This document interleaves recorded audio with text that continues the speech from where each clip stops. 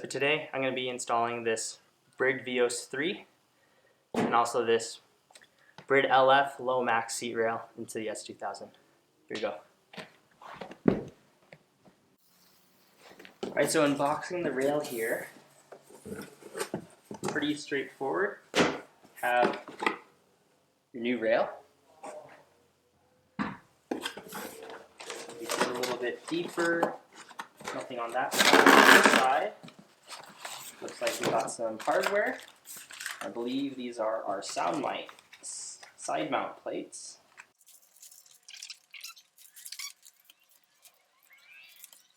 So yeah, we got our taped seat hardware. Already actually have hardware on the new seat, so it'll be a nice duplicate to have just in case we need anything more or we're missing anything. And here we have the side brackets. So it's pretty much everything we're going to need to throw onto the seat. Okay, so the hardware that you're going to get basically comes in 8s, so you have 4 for basically where you're mounting the side mounts onto the rail itself, and then 4 where you're going to be mounting the side mounts onto the seat itself.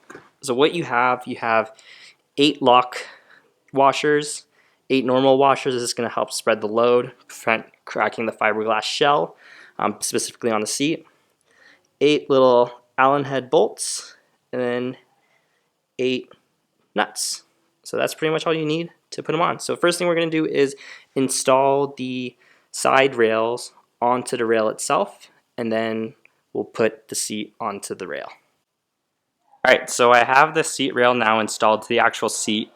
I'm going to give you a little explanation on kind of the process that I did it. So because this is a sliding seat, you will have to slide it kind of to the very back position and the very front position to do the corresponding screws.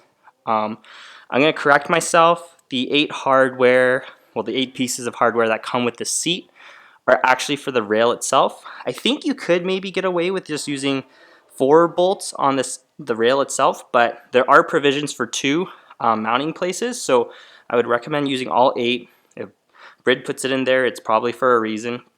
So as you know, this is basically facing the bottom of the seat. So I have the actual Allen key screws from the bottom.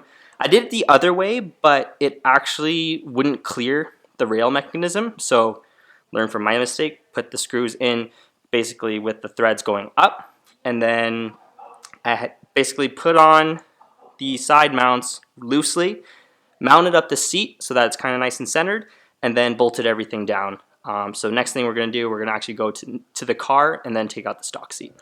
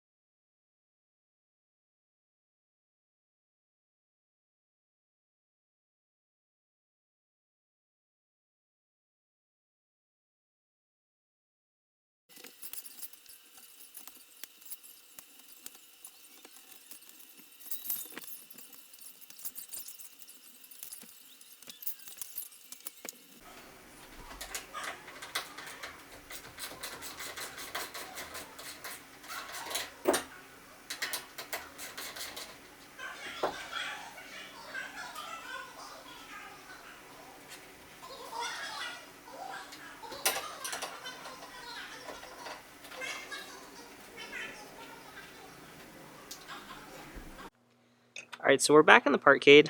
Turns out I was actually missing the seatbelt hardware. So this rail should have come with the seatbelt hardware.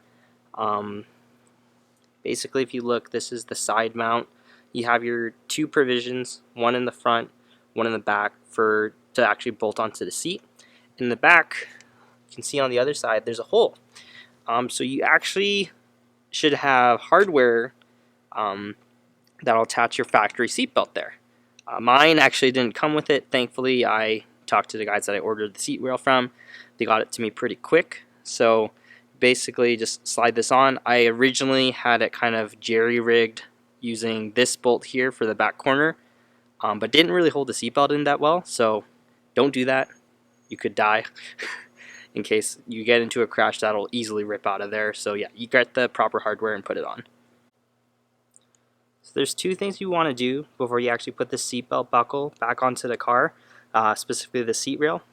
So I don't know if it's the case on other vehicles, but on this S2000 one specifically, there's a bottom tab on the metal bracket that kind of sticks, points in a 90-degree angle. So what you want to do is you want to flatten that out, or else it's going to cause issues with actually hitting the seat rail. It won't actually sit flush. What you want to do, basically seat rail hardware, I don't know what size it is in the back, but it's fairly large, so I just use a crescent wrench. And then for the nut at the front, I use a 17mm socket to tighten that up. You have our angle here, nicely, basically with the seat. As you can see, it is a bit short. I know this is a fairly common problem on the S2000. Some people just deal with it. Other people, they'll get a seatbelt extender. Other people will build another bracket from basically the seatbelt mounting section up. I'll see how it is. If it gets bothersome, then I might go to one of those two solutions. And mounting up the seat into the car, I kind of just eyeballed everything, but I noticed that when driving, not even when driving, but just the seat position in the car in general, this side, so the inside of the seat, actually is very close to the center console. So what I'm going to do, I'm going to loosen up the bolts holding the seat, basically the side mount rails, onto the side mount bracket, onto the actual rails. And I'm going to shift it slightly towards the driver's side. I'll put it back into the car and see that basically, we're not running into any clearance issues with the door cards now, and that will be perfectly centered. So I'll do that right now.